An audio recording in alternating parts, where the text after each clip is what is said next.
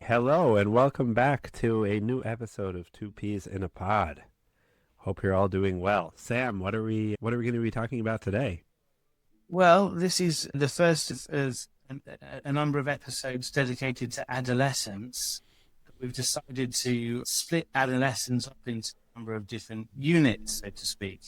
And the first one we looked at is about independence and autonomy. Right. And just to be clear for all those, we're talking about adolescence as the stage, not just as the noun, plural, adolescents. Although we'll speak some about them also. We will speak about them as well. Okay, so it's my turn to bring the Torah source. The first thing that stood out in my head is a verse, a pasuk from the book of Yirmiyahu, Sefer Jeremiah. But then actually I realized there's another similar one in the book of... So first I'll quote the verses and then talk about why I chose them. So in the book of Jeremiah, it's in chapter 31.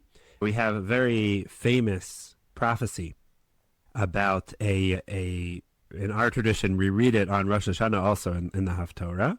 Right about there's a kol berama, there's a voice crying on the heights, the voice of Rachel, of Rachel crying for her children who are not here. And God says to her, restrain your voice from weeping, ve'naich midima, and your eyes from shedding tears, ki yesh sachar l'fulatech, you'll be rewarded for this. V'shavu me'eretz oyev. So says God, they will return from the lands of their enemies. And then, 2 verses later, shamati Ephraim mitnoded. I can hear Ephraim going back and forth or lamenting. Sepharia translates it. Isatani va'ivaser, right, God, you have punished me, and I have been punished, right? I accept this on myself. Ke'egel olumad, as a calf that has not been broken. Continues to say, Ki acharei shuvi nichamti. Now that I have turned back, I'm filled with remorse for my actions. And then, in the next verse, God speaks and says, Haven yakir le Ephraim im yeled sha'ashuim. Ephraim is a dear son to me, a child that, I play with, I enjoy being with. And there is somewhat of a dispute amongst the commentaries whether this verse is meant to be read regularly. In other words, it's a statement of fact that Ephraim to me is like a son, like a pleasurable child, or whether the hey at the beginning transforms this into a question of, is Ephraim like this to me, like this son, like this playful child? And yet still, when I speak about him, I remember him. I wanted to speak about this status, the way that Ephraim is referred to here as a yeled sha'ashuim, a child who is playful. And one potential reading of this verse is that God almost accepts potential, in terms of when we're talking about this playfulness, right? What is it referring to? And I wanted to suggest, I didn't find someone who talks about it on this verse, but I found someone on the other verse who speaks about it, that God almost accepts the fact that since Ephraim is like a child, that there's going to be some childish behavior. And there's going to be things that are not necessarily exactly what it is that he wants. In other words, that it's referring to Ephraim's lamenting his previous misbehavior. Right? He says he's a yeled sha'ashuim, right? He's a child. He's not all there. He's going to be making mistakes. He's going to be do things. But that God not only is accepting of it, but perhaps even potentially, right? This is the scary to say, right? But that he views it positively even. I think that's something that's drawn out more evidently in the other verse that I found from the book of Hosea in chapter 11, where the Navi says, Ki na'ar Yisrael va'ohavehu, umimitzrayim karati livni. For Israel is a child, is a lad, and I loved him. And most of the classic commentaries on this pasuk talk about how Hashem loved the Jewish people from the time of our youth. Whereas that it's a long-standing love, a long-standing relationship, evident from the fact that he took us out of Egypt.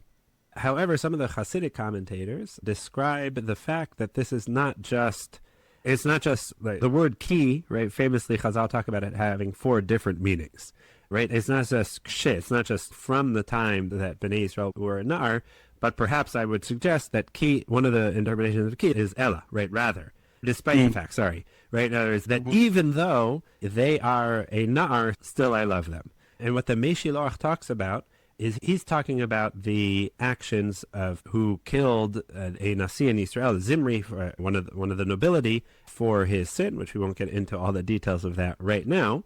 And in his take on it, Moshe Rabbeinu, who was alive at that time and very present, decided not to punish Zimri for what he was doing. And he has a whole explanation why Moshe decided it, but it was based off of reason. It wasn't just that he was frozen with indecision, one reading, but that actually it was a conscious decision. There was a reason that he decided not to. Pinchas, though, wasn't aware of all of Moshe's shikulim. How do you say that in English? All of his considerations. And he went ahead and he killed Zimri for his action. He said, what he's doing is wrong. I'm zealous for God, and I shall kill him. And then he struck him down. And that's what the Meshiloach says based off of this pasuk. Ki na'ar Yisrael ve'ohavehu, Yisrael is a lad, and I love him. V'zeh mamash inyan Pinchas. This is actually the story of Pinchas. Shehadan et Zimri leno'ef ba'alma. He said, Zimri, there's no justification for what he's doing. He's doing something wrong, and therefore will be struck down. And he continues, and he says, V'nimtza shePinchas haya b'maaseh hazeh kenar. Pinchas was like a child. Shelo haya yodea amkuta davar. He didn't know the depths of Moshe's thinking. Rak al pi enei sechel anoshi v'lo yoter. He just looked at things in terms of how people would normally understand what was going on. Zimri was doing something wrong. And they talk about adolescence as a period where the frontal cortex is kind of developing and taking control, and this leads to kids who see things in terms of black and white. Very much. Find nuance. Yeah, well, very difficult. We'll definitely talk about that in the psychology corner. So Pinchas, on the Meshiloach's understanding of things, Pinchas just sees bad. Yeah. He doesn't see the shades of grey that clearly Moshe Rabbeinu. Yeah, and he wanted to act according to that. And then, but then this I think is the most striking part of the Meshiloach. He writes, "Ve'af al piken Hashem itbarach ohavo v'hiskimimo." Despite this, God loves him and he agreed to him. Not just that he's willing to accept. He says, "Fine, you don't realize everything, so I'll accept it." But that God also agrees to what Pinchas did. Ki lefi sichlo asa davar gadol bekinato umasar et nafsho. Because according to his own level of intellect, level of seichel, I don't know if I could translate correctly as intellect. We might have a better word, but I'll say it like that for now. According to Pinchas' considerations, he had done a great thing. Cognitive ability. Okay, so cognitive abilities, values, right? And in his mind, he had done a great thing, and he was willing to put himself at risk for that reason. And therefore, God loved him for that. In other words, so I think that this is really the message I want. The Nar Yisrael va'ohavehu, or maybe it's somewhat of a despite the fact that you're a nar and you're not really doing the thing that maybe you should be doing, still I love you. But I think that it's part of this additional part of it, which I saw also in the Sfa, that he talks about the concept of a nar, where we'll also talk about this in the psychology, in the practical corner, that an adolescent has this koach hitchadshut, has this spirit of renewal. Or is that God is saying that there's something that I like also about this stage too. In other words, that you have strengths, you have abilities, that you don't have necessarily at other stages. It's true, it leads to mistakes. It's true, it leads to errors in judgment if you look at things really in the big picture, and yet still God is happy with actions done in this stage. Yeah, it makes me think of a parent who is rightfully proud of their child for standing by their principles, even when they don't necessarily agree with their principles. Yes. And there's a virtue. Yeah, and I think even more, right? So here we're talking about not just that there's a disagreement, right? Maybe the child's principles are correct, but here, even though the story is, God is saying, no, you're wrong. You didn't do the right thing, but you thought you were. And that's a dangerous idea, right? How far are we going to take that, right? A person trying to do the good thing. But Meshiloach was a controversial thinker, and this is a particularly controversial excerpt of the Meshiloach, but it certainly has its place. I see exactly where it's coming. Yeah. The Philosophy Corner. In this unit of adolescence that we're discussing, we've got these two terms, identity and autonomy, and both of them are massive kind of areas of philosophical reflection. I think when we use the word identity outside of the philosophy seminar room, people think about their political identities. And we've spoken in the last series about political identity and how it's formed, the idea of a person owing their identity to the language they speak, the families they're part of, the communities they belong to, this kind of communitarian notion of what a person is. But inside the philosophy seminar room, we more often than not, when we're talking about the identity of a person, we're literally interested in, it's a metaphysical question. What makes one person the same person over a stretch of time? It's called it's called the identity of persons over time. We change a lot over time, and trying to latch on to those things that are stable, those things that are constant throughout a lifetime, because that's what makes you who you are. Turns out to be a relatively difficult task. You could point to DNA, right? But identical twins have the same DNA. You could try and make a biological argument. Actually, you regenerate all of your cells over the course of about 7 years. After about 7 years, there are very few cells left in your body that you had previously. I think I remember you mentioning this. I don't remember if it was in the context of identity. It might have been, was it possible that it was when we spoke about the collective, about Am Yisrael? Yes. So there's a question of the identity of a collective. Maybe that's what I remember it from. Yeah, which is also an interesting question, right? Identity of objects over time, right? It all goes back to this ancient notion of Odysseus's ship. He had a ship and he kept replacing parts, right? How many parts do you have to change before it's no longer Odysseus's ship? So one school of thought, when we're talking about person... Kind of a weird association. Last night, we took a piece of furniture that we had for very many years and put it outside.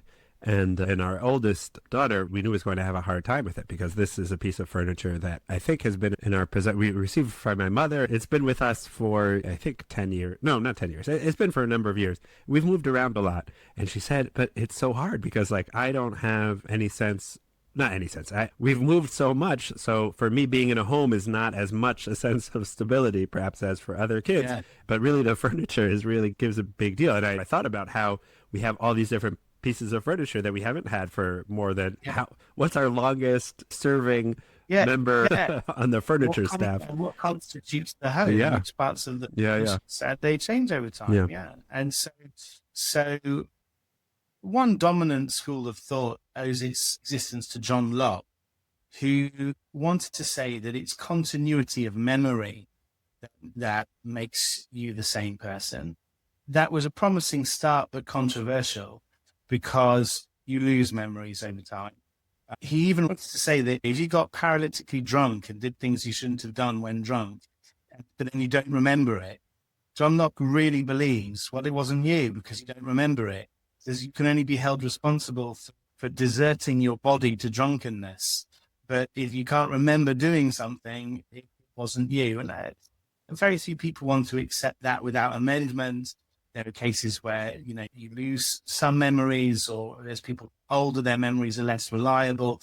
So some people have refined the Lockean position and said, well, what it means to be the same person is to remember being someone who remembers being that person. I remember being 10. When I was 10, I probably remembered being 5. When I was 5, I probably remembered being 3. When I was 3, I probably remembered being 2, and so on. So you have these overlapping chains of memory. That might be what makes you the same person over time. I want to say, no, it's a collection of overlapping memories, but also traits, character traits, clearly. And again, they can change over time.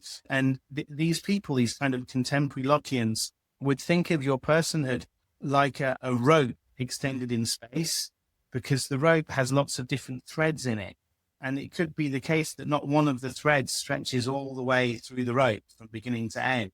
That's fine, as long as they're sufficiently overlapping. So like I said, I remember being 30 years old, and I have a lot of characteristics in common with the 30-year-old that I was. The 30-year-old remembers being 20 and has a lot of characteristics in common with the 20-year-old. And you can keep going back.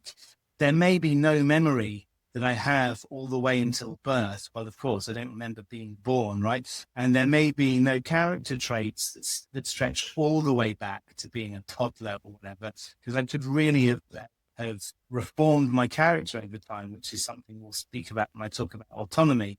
But it's these kind of overlapping properties. Derek Parfit calls them connectedness and continuity of memories and personality traits. Now, you might still say, well, if you want to go science fiction, you might say, well, this still isn't enough to guarantee that you're the same person, because imagine there's a parallel universe where I have a doppelganger who has all the same experiences as me, and therefore his memories are identical to my memories in terms of how they feel, in terms of how they look, in terms of phenomenally, they're the same memories. And his character is evolved exactly like mine. What makes me and him? Leibniz, and I think this is quite an overlooked theory in the history of philosophy, but I think it's really worth thinking about. Leibniz thinks that what makes you you most uniquely is that you occupy a space within a network of relationships that's really unique. Right? Only you are the brother of your siblings, and only you are the nth son of your child. Only you are the husband of your wife. Only you are and once you get that entire network of relationships that you stand in, you'll see that you occupy a place that's truly unique. Sounds like what makes interpersonal psychologist. Yeah, right. Yeah. So what makes you is the interpersonal, is the location on the map of relationships that you occupy. I think it's a really nice and a nice view. In more contemporary philosophy, there's a big debate between two huge figures of 20th century philosophy, late 20th century philosophy, Saul Kripke and David Lewis. Saul Kripke was an essentialist, and he wanted to say, So what he means by that is there is something that's essentially yours that no other person has, makes you what you are. That's your essence. Okay. What is it? He was what's called an origins essentialist. So he literally wants to say that you are the only product of that sperm and egg. And had it been a different sperm or a different egg, it wouldn't have been you, right? You are the product of that. And that's who you are. There's no possible world in which you have different parents, in which you originated from a different sperm and a different egg. It's your conception that makes you who and what you are. I think Jews, I mean, Kripke was Jewish, and he also was by no means an irreligious Jew. But I think most religious Jews would balk at his origins essentialism, because he wants to say basically sameness of zygote, sameness of person, right? If you are the biological descendant of a particular zygote, then you are the same person. So identical twins are the same person in his thought? Well, so identical twins are going to be difficult for him. So he's going to have to say they were once the same they were once one person, and they somehow became two at a certain point in the development of the embryo. It'll be hard for him to deny the existence of identical twins. No, he won't deny the existence of Okay, fine. But he will somehow be compelled to say they were once one somehow, which is a weird view. I mean, yeah, it is weird, but I mean, we do definitely encounter that being one of the psychological challenge, or it's often more challenging for twins to develop separate identities. I would think that's probably more relevant for identical than not, but I think that's more for psychological reasons than for metaphysical reasons. I think it's more to do with there could be some biological reasons for that, clearly. But I think the more traditional Jewish view would say, no, it's the sameness of the soul that makes the sameness of the person. Right? We have this extra ingredient in Jewish philosophy. As the Gemara talks about, there's the part that's given by the man, the part that's given by the woman, and there's the part that's given by God, and the part that's given by God is the soul. And I think that in Jewish philosophy would say sameness of soul, sameness of person.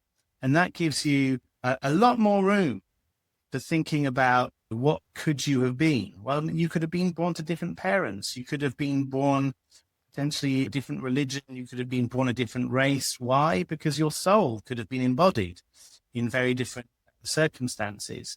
And David Lewis was much more malleable in terms of which things are non-negotiable when talking about what you could have been. So for Saul Kripke, what's non-negotiable is different sperm, different egg, different person. David Lewis is much more flexible. And interestingly, he says it depends on the conversation. For example, if I'm having a careers debate with my daughter Hadassah, we're talking about what sort of careers might she want to pursue when she's older, then we're thinking about all sorts of possible Hadassahs, basically, that people that Hadassah could grow up to be, possible Hadassahs. There's a doctor, there's a dentist, there's the professional flute player, there's whatever, but there is no basketball player. And the reason there's no basketball player is that for the purposes of these conversations, her height is essential to her, because you just can't play basketball professionally, not realistically, and be as small as she is. I think you're selling her short. So, literally. Yeah. But in other conversations, we're saying, like, imagining what would it be like to be a dolphin? What would it be like to be a blue whale? What would it be like? Then we can be much more liberal as to the sorts of things that a person could be. And I think that this isn't Lewis anymore. This is Liebens. I think that really what identity tracks is a continuity of consciousness over time, that we are each a different. And I think this goes back to Leibniz, when Leibniz talks about us being a place on a map. Fine, that's true. We are a place on the map of relationships, but we're not just any location on a map. We're a location of continued consciousness. And what makes my stream of consciousness different to yours, Aaron, is that I stand in different relationships to different people. That's the work that Leibniz does for me. But it's that continuity of consciousness that I think really picks me out. And that's why David Lewis would allow, but Saul Kripke wouldn't allow. We could talk about body swaps in science fiction. If you woke up one morning in somebody else's body, is that something that's even conceivable? Right. And for me, yeah, it's conceivable, as long as the stream of consciousness takes you from one morning I was in this body and the next morning I was in the other one. Yeah, go on. Oh, no, I was going to ask if you feel that there's anything specific about the phase of adolescence with regards to identity, especially as you're conceptualizing it. Is there anything special about that stage? Yeah, so well, I'll say more once we've got a little bit more on the table about a little bit on the table as to what autonomy is. I'll wait. I'm not an adolescent, right? Yeah, but I think they come together. I don't have too much to say about autonomy. Autonomy in broad strokes is this ability to self-govern, and it's a central pillar in Kantian ethics. Kant thinks the reason why human beings deserve so much moral consideration, you should never use another person as a means to an end, according to Kant. Why? Because people are deserving of a very high level of respect. Why? Because they're autonomous. So what does that mean? What is autonomy? And why does autonomy come with a demand for respect? So there are a couple of ingredients. The first ingredient to autonomy is that you see yourself as an I, right? So that comes back from this identity thing. I think you need to be a center of consciousness in order to be autonomous. If you think of a self-driving car manifests purpose because it purposefully directs its motion towards its predetermined location, and it avoids obstacles en route. But we wouldn't want to say that the car, even though it has purpose, we wouldn't want to say that has a will. It doesn't really want to go anywhere. It's just programmed to go wherever you told it to go. So according to Kant, the extra ingredient required to transform this sort of purpose into a will is self-consciousness. So what self-driving cars lack is that they don't represent themselves to themselves as an I. But then comes Christine Korsgaard, a really important contemporary Kantian at Harvard. She says, yeah, but what really makes a person an end in herself is that only a person can face what she calls the problem of the normative. This is the problem that emerges when we recognize that there may be a tension between what we want and what would be right. It's the potential for tension between a person's emotional drives and her faculty of reason that's part of what makes her a self-legislating being. She's a source of her own normativity. She's an end in herself. Self-driving cars can't have internal conflicts for rational will to overcome. right? But human beings can. So She stresses the existence or the possibility of the existence of the conflict, or the awareness. the possibility of the awareness of such tension, not just the tension, but the awareness of it.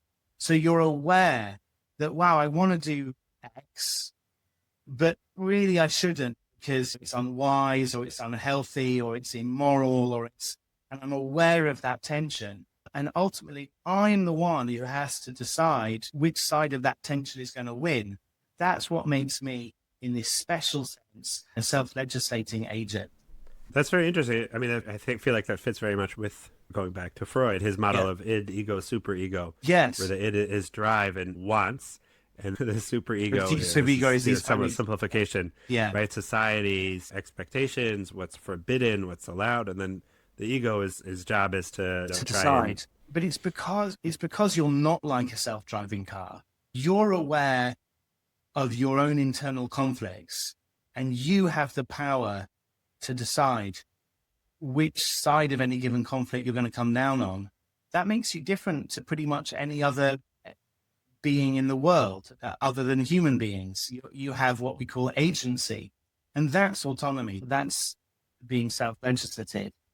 Kant was a big critic of Judaism and Christianity because he thought that we allow God to legislate for us, when actually real, moral flourishing is when you legislate for yourself because you've worked out what's the right thing to do is. But I think he was actually being a bit unfair on the Jewish and Christian tradition. Certainly in the Jewish tradition, there's this notion of oserot sanchakud sona bored. You should follow God's commandments, ideally because you recognize they're good. Ideally, you should recognize they're the right thing to do in and of themselves. Okay, non-ideal, it's better to keep the commandments without understanding them and just because you're told to, and for the wrong reasons, fear of punishment or whatever it might be. But ideally, you bring your self-legislation into harmony with God's will. And you end up wanting the things that God wants. So in response to the adolescence question, before you get to the adolescence, can I just one small... No, I feel that criticism sometimes when I see people who will have a question related to morality or fairness, what's okay, and they will just abdicate the responsibility for that question to their rabbi. There's not just ask the rabbi, this kashrut question came up, is my pot okay to use or not? But, is this allowed? Is this okay to do or not okay to do? Is this fair? Is this just? Is this moral? And I would say, yeah, okay, fine, whatever he said. I think it's important to ask the question and to get the advice and the opinions of others, and also think, should I do this or should I not? But sometimes it comes across really as just abdicating any sense of, do I need to think about it at all? Indeed, abdicating some of the most important parts of the religious and moral life, which is decision making, right?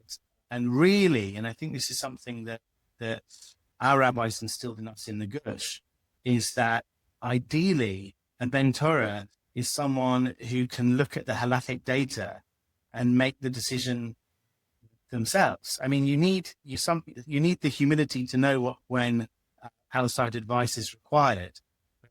Talking about the ideal, we're supposed to be, in a sense, self-legislating.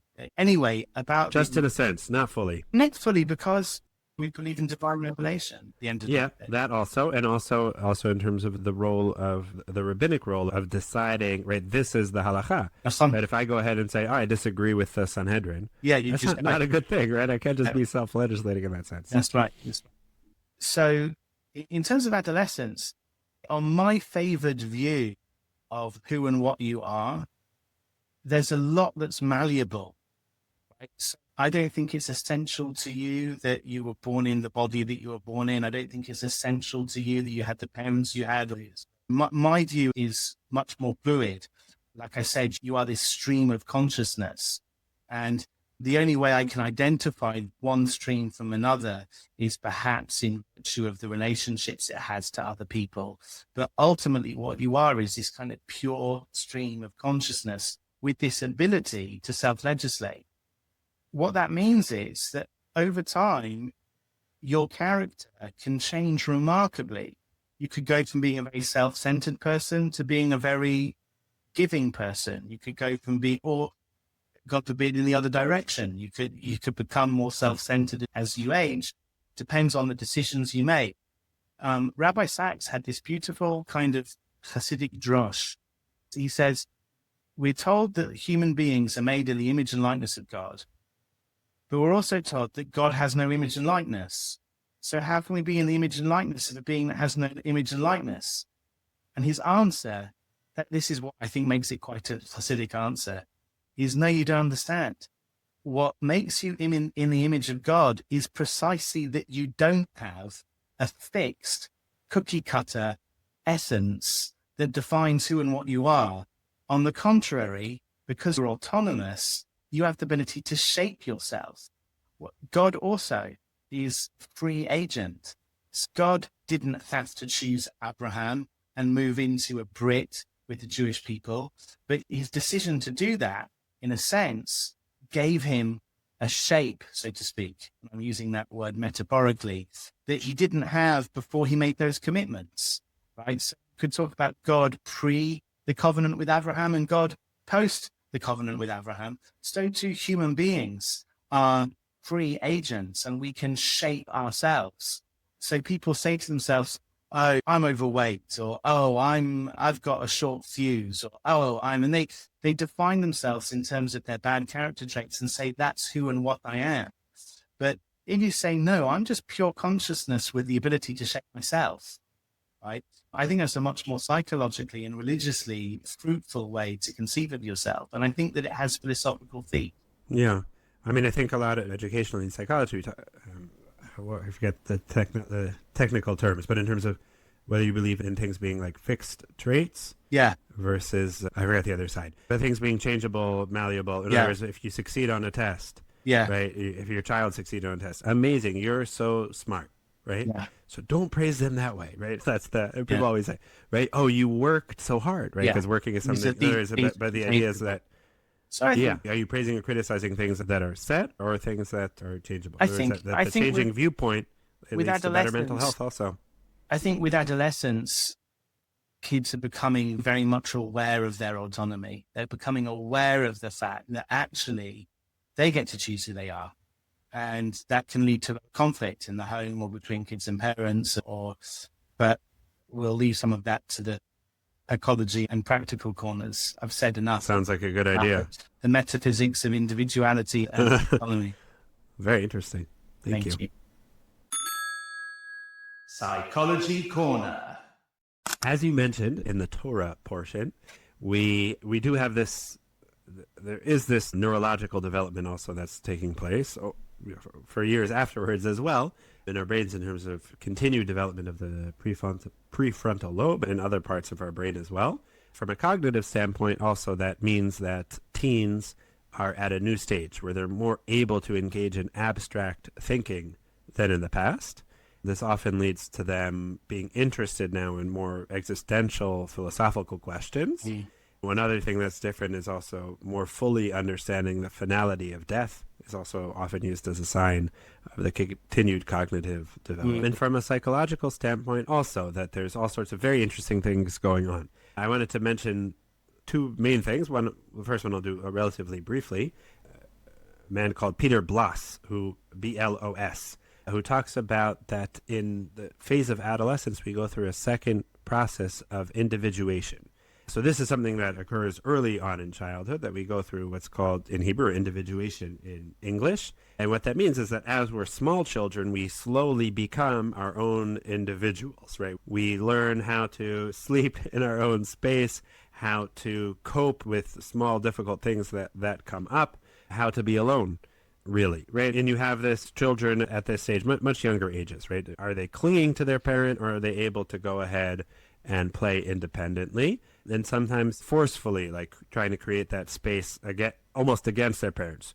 I don't want you here, right? In other words, that the child is trying to create their own space, their own sense of identity when they're young.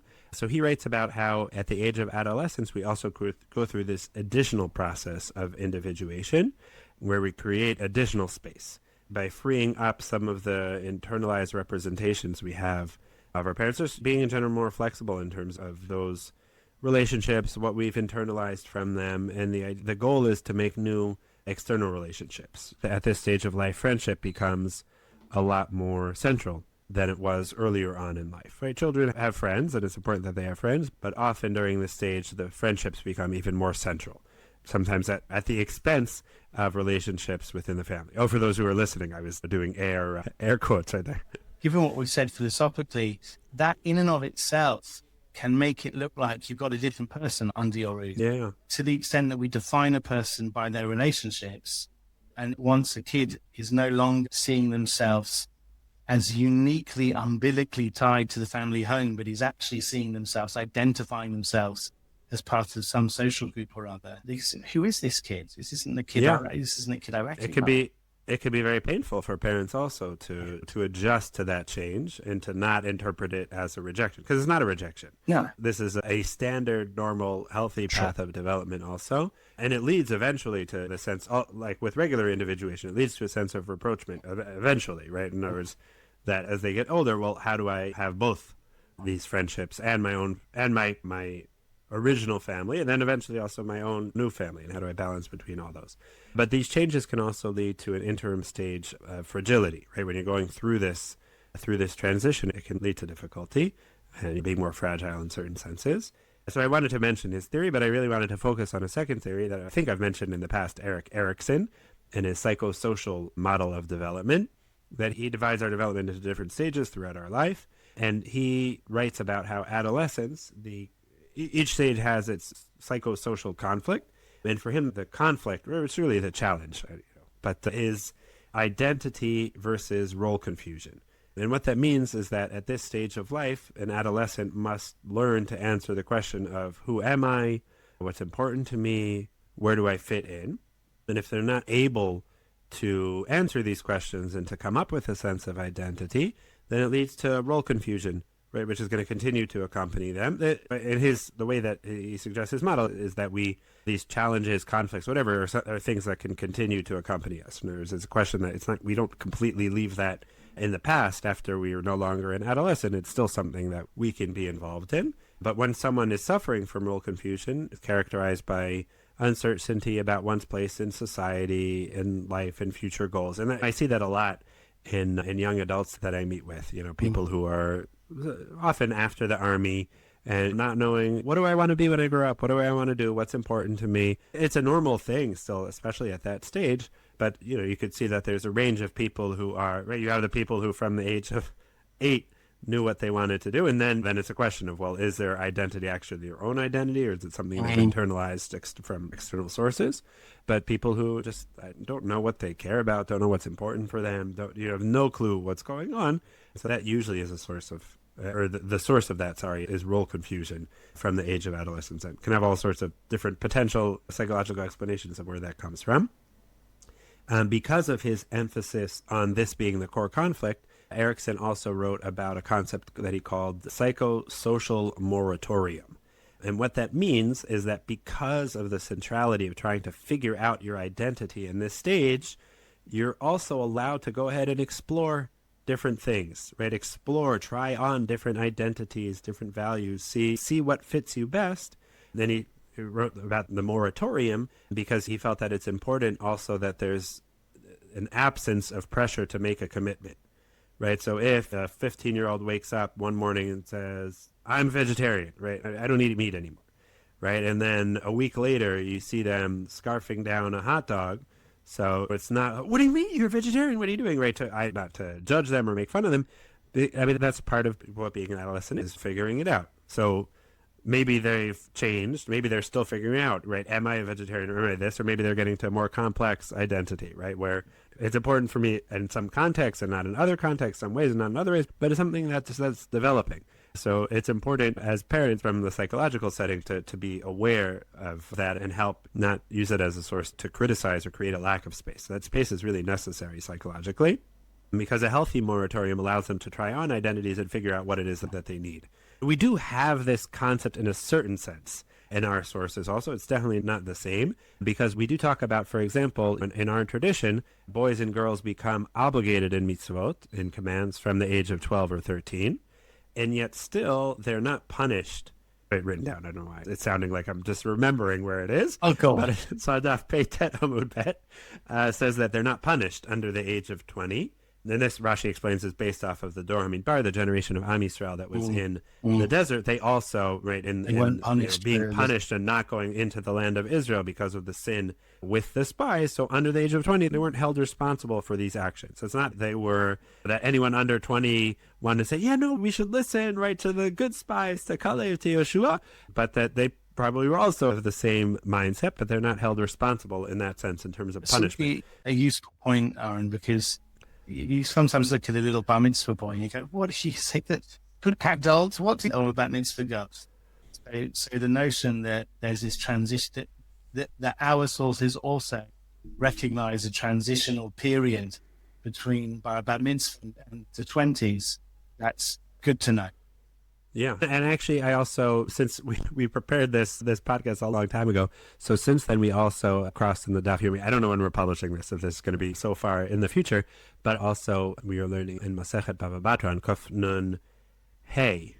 So this is thanks to Zichur that I know where it is, but the fact that monetary decisions also are not something that people can do until the age of 20 also from a halachic standpoint. Right? If you have, let's say, someone who inherited a parent and they're 16 years old, and they want to say, I'm going to sell the field. So we don't allow them.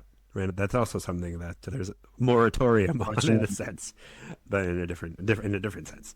And this trying on different things is not just about identity, it's about relationships also, friend groups, peer groups, right? You can have kids. It's a normal thing for children to all of a sudden, oh, this is my best friend. Oh, next day, I don't talk to him anymore. Right? And somebody else is my best friend now. And if this is the identity is not able to be developed, so then this role confusion is something that continues later on also, right? If you have someone in their 20s that's constantly changing friends and friend groups, so that's also a sign that they haven't established a sense of identity. Another part of it is also that adolescents integrate the past, present, and future. And what I mean by that is that they're trying to figure out, how do I take things from my childhood, which was very focused on family, my current social context, my friend group, and also the future. Like you talked about what with Hadassah, right? What do I want to be like in the future? What do I want to do in the future? And all these... This gets back into the philosophy of being a person extended over time, which is Locke's kind of key insights about what it means to be a person, that this is defined over a stretch of time. Yeah, very much so. So the teenager is acutely aware of the passage of time, of the fact that they're growing up, and they're trying to figure out and negotiate between their past, their present, and their future. Very much so. So I mentioned a couple of times the peer relationships and how central they are, and they're really very crucial for identity development. Because adolescents will seek validation or feedback from their friends. This can sometimes lead to conformity or rebellion within the social group or as part of the social group. Right? You could have a social group that seeks to rebel, a group of friends, let's say, that seeks to rebel from society. Or you can have it on the smaller level also, like a friend who's going to rebel against their group's norms also, and what that is like. Then he felt that the peer influence Erikson felt that it was very important in terms of exploring different identities and forming a sense of belonging. In terms of autonomy, so balancing autonomy, the autonomy is developing, as you were talking about also philosophically, and it's related to identity, but it needs to be balanced with the sense of belonging. Because adolescents, they need to really balance the need for autonomy, their independence from parents, their ability to make their own decisions, with a desire for belonging to the peer group. If they, this is in Erikson still, right, that if they over-identify with the group, right, there's a sense of belonging, so then that leads to a loss of individuality also. Right? In other words, that the peer group is really important for figuring out who I am, but if I put too much emphasis on the peer group, right, I care so much about what they say about me, I'm only looking for validation, then I don't have my own sense of identity either. Yeah, so autonomy, I think when we spoke about it in the past, when we talked about modesty in our first season, spoke about how autonomy is also really important in earlier stages as well, but I felt that there the autonomy is more physically, right? If you have the 3-year-old, I do myself, right? I'm going to get dressed myself, I'm going to feed myself. So there's a lot more physical autonomy, which leads to a psychological sense of autonomy. And here, with teens, the focus is less about the physical, right? They are, more autonomous physically anyway, but the autonomy is much more about psychological, right? You're not going to tell me what to believe, You're not going to decide what's important for me. You're not going to tell me who I am. Right? I'm going to decide myself who I am. And our role as parents, even before getting to the practical guide, is in terms of helping them learn to balance, for us to balance respecting their independence with still providing parental guidance. And here I will mention a semi-practical thing already, is I actually just mentioned this to our eldest daughter last week. I said, did I ever tell you this story? And she said, yes, Abba, you tell me like every week. And I said, okay, sorry. So it's something from my grandfather, my pop-pop, that I actually don't think I heard it from him directly, but my mother has mentioned it a number of times, that he would go to her and say, I don't remember at what stage exactly of her development that he mentioned it to her, but he would say, I'm going to say something because I'm your father and I care about you, and that's my job to say something. And it's your job as an independent person to decide whether you want to listen to it or whether you want to hear it or not, but I'm going to say it. And I think that more over and above the fact that he's my grandfather and I love him and remember him very fondly, I think also just in terms of that balance between still providing parental guidance but also respecting the autonomy and independence of your children is really important. I have two quotes, but I'm going to do just one here. Well, I'll do one on the practical part.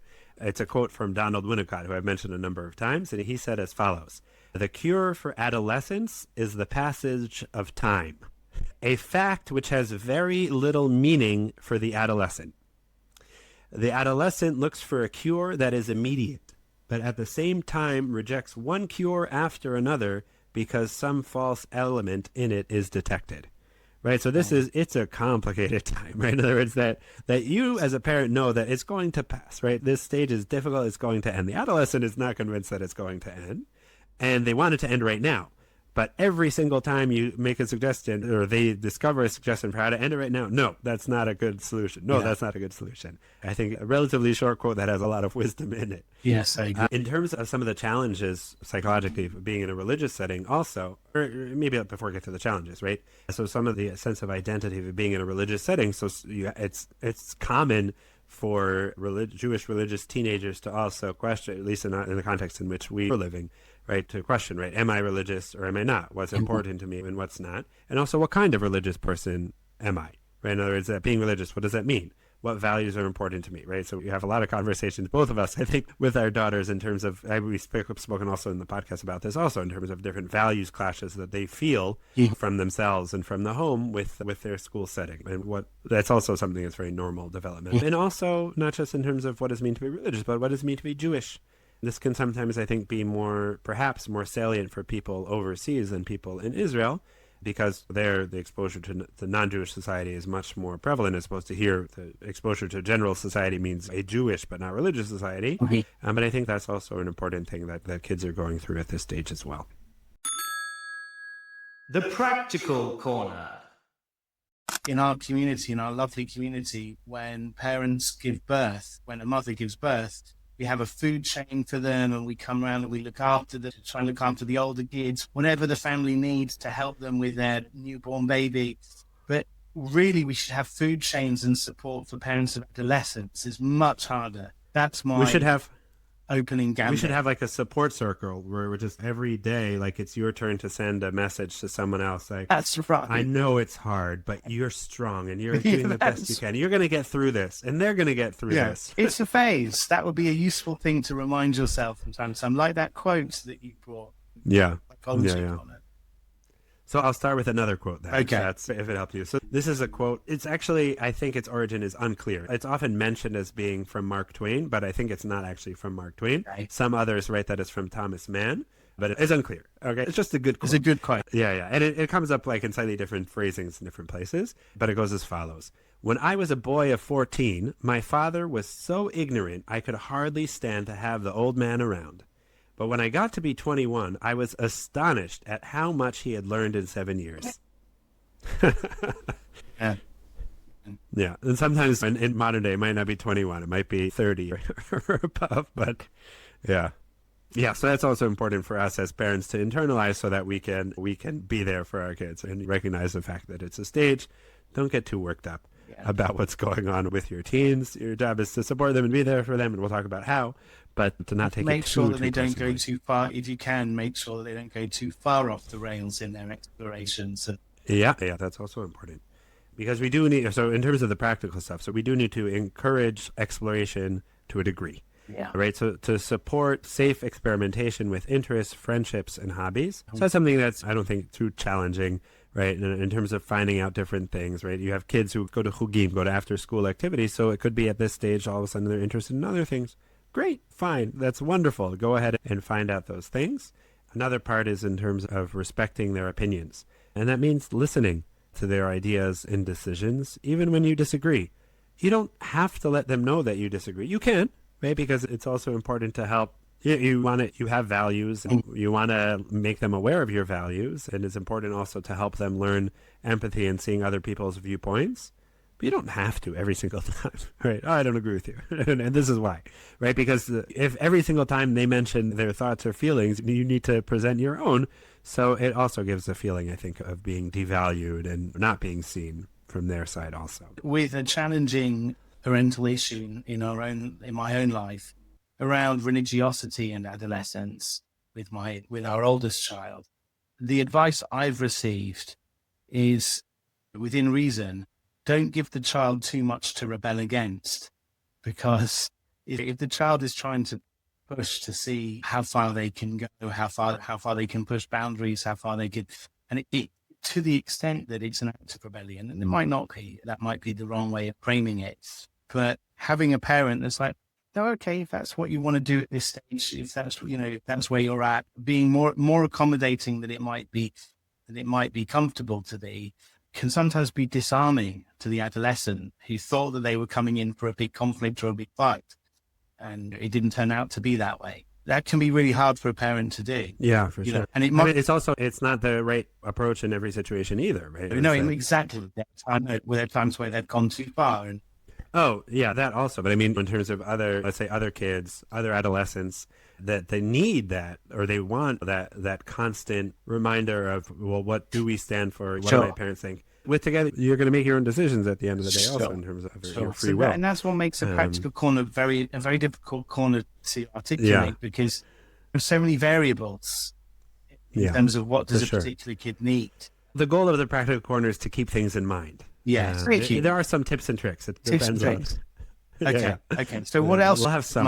What other tips and tricks? So a lot of it is fundamentals, right? And then contradictory, sometimes fundamental. So another one is in terms of setting flexible boundaries. So this we already started talking about a little bit, right? Maintaining structure, but allowing room for negotiation and growth. In other words, that there can, I think, in terms of also rebellious adolescence, right?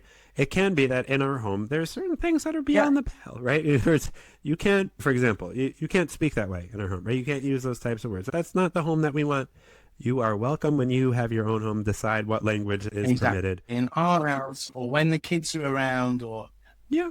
And I think that's very valid. And I think it's also in terms of how you present it, right? The way that I was saying now is not a power struggle. It's not one that invites a power struggle, right? It's not, I mean, kids can still try and turn it into a power struggle. And your goal as a parent is to avoid those power struggles. It's not quite, once it's turned into that, you've already lost, right? Even if you can prove in the end that you're stronger and bigger and scarier, that's not your goal. Yeah, it's a victory that is actually a defeat. Yeah. So in terms of identity formation, what we spoke about, it's important to be able to encourage your kids to a degree to experiment with different interests and friendships and hobbies, because that's, like we said, that's really how they figure out what's important to them and who they are. So to encourage that, but within reason, that's number one. And number two is that learning in dialogue with them, which is also important from younger age, but becomes even more important at this stage, is to, when you're talking to them, to respect their opinions, to listen to what it is that they have to say, to their ideas, to their thoughts, their decisions, even if you disagree with them, and not give off the vibe that, well, this is what I think. If you think differently, you're wrong. And what do you know? You're just a kid. Yeah, exactly. Because that not only affects their self-confidence, that type of response, but it also affects their ability to develop their own identity. I assume it also alienates the child from the parent. Yeah, so that's what I was going to say. You could respond in one of two ways, right? In other words, you could, when the parent is nullifying the child, so it could engender this negative response from the child, right? Or it could go in the opposite direction, right? Assuming if the child accepts it upon themselves, then they're just going to replace what they're thinking with what others are thinking constantly. They won't be able to develop their own sense of self in a strong way, even if they're not a rebellious, they don't put a rebellious response in there. So that's in terms of that. But it's important to still be setting boundaries in the stage of adolescence as well, right? Because you need to have some type of structure still in life. Your parental role continues even during the time of adolescence. But it's important to be even more flexible, at least in mindset, even if not necessarily in practice, right? We're able to talk things out, right? And if there's something that they feel, that you can be open to hearing it from them and thinking about it, because also it helps them give this stronger feeling of, okay, I'm able to influence things that can affect the world and things of that sort. But they also need structure as well. What we've been saying so far, and I think this is a theme through many of the practical corners in the first and second series of this show, it's very often about striking a balance between two extremes. So the one extreme is you're not giving your child any structure or boundaries at all, and just this complete free-for-all. And that would be a bad extreme. But the other extreme is not to offer your child any kind of respect, or not to respect their autonomy, not to respect their views, not to give them the freedom to become themselves, so to speak. It's very hard to give anything more than, as advice, anything more than, well, beware of these two extremes. Because the actual skill of striking the balance is such a delicate matter that it's different for each kid in each family. Yes. Yeah, balance is important in a lot of areas of life. And it makes it hard in terms of also being able to provide clear and concrete guidance. In this situation, do A, in that situation, do B. At the end of the day, people will need to use their common sense, their experience, and also grow as parents. Like things that I know for myself, I guess this isn't in terms of adolescence, but certain aspects of parenting or certain aspects of child behavior, I'd say, that in the past I would have found very triggering and would feel obligated to respond in a certain way. So as time moves on, and I've hopefully grown a little bit also, become a lot less responsive to those types of things too. We continue to grow and develop as parents, together with our parenthood growing and developing as well. Yeah. And I think maybe that's a segue to the next point about the emda, the position that parents can occupy vis-a-vis their children, as being, like I shared the story with my own grandfather earlier on, as being getting more into a role of a guide, like a guide both in terms of helping, but also in terms of setting an example and talking about what's important, less of a dictator, a tyrannical dictator of these are the rules, there's nothing to speak about, which also is not a great idea usually, even at younger ages too. Because the ideal is you want to be the sort of parent who, when your child faces a crisis, they turn to you as a sounding board, right? But to become that sort of parent requires a certain amount of preparation. I'm thinking about, as an adult, when I turn to my parents, I turn to my parents for advice, for counsel, and adults can have that relationship with their parents. You want your teenagers to have that too, I think. Yeah, for sure. So part of it is in terms of the type of relationship that you develop, that if you have warmth and accessibility, then that enables it. And another thing that can really enable that type of relationship with them is also something we've spoken about a lot over our episodes, is modeling. In other words, showing also through example that both that you can understand them and relate to them. So for example, like in terms of the challenges of adolescence, lots of times when I meet with parents, I'll ask and talk to them about parenting and their children and things like that. I'll often ask, how are they like as children? How they experience their own parents, which part of it is, I think, helpful in terms of help enabling them to explore their own models of parenthood and where they come from. But I think it's also, I found that it to be very beneficial in terms of helping them reflect back on their own experiences as children, because that's something that really helps us create empathy with our own children, right? Remembering, oh, you know what?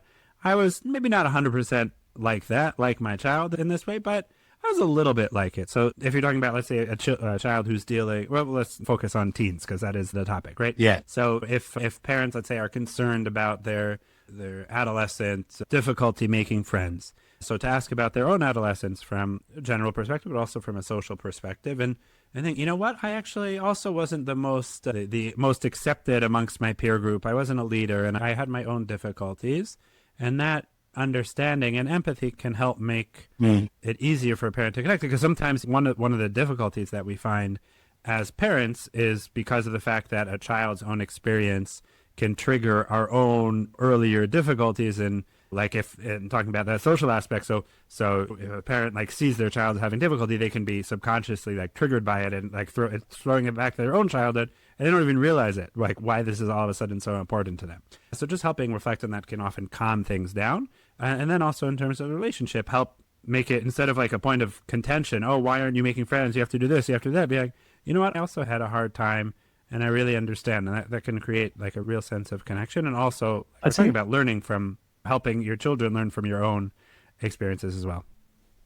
I think that's an important piece of advice, because there's another balance that needs to be struck, I think. On the one hand, we don't want to share all of our vulnerabilities with our children, because first of all, you don't want to laden them with your own psychological issues or whatever. That's all appropriate, and issues to do with boundaries. And you want to, and also we're talking about retaining the status as an authority figure, and et cetera, et cetera. Those are all reasons not to kind of share all of your vulnerabilities with your own children. On the other hand, you want to showcase for them that the sharing of vulnerabilities, so that they'll be able to share with you, that they won't feel embarrassed to share with you their vulnerabilities. They won't turn to other people. They won't be scared of disappointing you by raising certain things that they're going through or thinking about or worrying about. So I think one way you can do that is by sharing past vulnerabilities. You're not saying, oh, right now, darling son, I'm struggling with X, Y, and Z. That's going to be loading things onto their shoulders. But if you can say, oh, do you know what? When I was your age, I really struggled with A, B, and C. I think that can showcase vulnerability, which then enables them to be more vulnerable in front of you. Yeah. But without undermining this other issue about perhaps not being too vulnerable. Yeah. Yeah, I think that's a great idea. I'll just add, in terms of sharing even current vulnerabilities, I definitely agree that you need to be careful. But it can be that if you feel it's anyway something that is transparent to your child, that something is going on, so it can be helpful to also frame it in a certain way. Without, for example, like when I got back from the army, I was much more short-tempered than usual. I mean, I hope I'm not usually short-tempered. I try to work on that. And then you were able to explain. You could say, yeah. So there was some minor thing, and our eldest like called me out on it and was like, I don't understand. why are you like making a big deal out of this? Like, you just all of a sudden like launched into this big thing. Handle. Yeah. So then I said, you know what? Like, you're right. Yeah. And honestly, it's been really hard for me since I've been back from the army. It's really affected me emotionally, and I'm working on it, and I want things to be better. I'm sorry that it did affect me. But like you're saying, like, you don't want it to be that, you don't want the child to feel, oh my goodness, like there's something really wrong. You don't want them to feel like, oh, there's something bad, and like, exactly, right? I have a responsibility. Oh, my father, my mother is dealing with so much difficulty, so it's my job to console them. It's my job to make sure they're not angry. It's my job to become a replacement, additional father or mother or whatever it is, to still have the responsibility to say, this is something that I need to deal with. It's not your issue. I mean, it's hard because inevitably, you can't really make sure that doesn't happen. Right. Yeah. But the beautiful thing about talking about past vulnerabilities, it doesn't necessarily have those added issues that you need to think about with the past. Yeah. You can raise them without. For sure. And certainly getting in touch with your own adolescent, your own inner adolescent, is a good idea for raising adolescents. Yeah. And also in terms of when they make mistakes, in terms of how you respond to them, instead of criticizing or yelling at them for a mistake they made or making them feel bad about it, you can reframe it as a learning opportunity, right? Say, okay, this didn't work out the way that you thought it would. What do you think you can take from it? How can things be different in the future? When there are still points where you need to make a clear boundary, right? If you feel like your child's engaging in dangerous behavior, so you should still have a clear statement. This isn't safe. Like, I care about you, and I want you to stop this, whatever it is. But behavior. when it's not that, then you have more flexibility. You want it in such a way, again, talking about balance, you want to do it in such a way that it's not going to cause them just to hide their behavior behind their back, but behind your back. Yeah, exactly. Yeah, and the last thing I'd say is in terms of modeling for them what healthy autonomy is, and both in terms of in our next episode, we're going to talk a bit more. We did speak already a bunch about peer relationships, but also in terms of those types of challenges that you face as well. We'll talk about that in the next episode, I think. Well, that's a good place to stop with anticipation for the next episode. Yes. We'll see you next week or next time or whenever it is you listen. Stay healthy. Goodbye. Bye.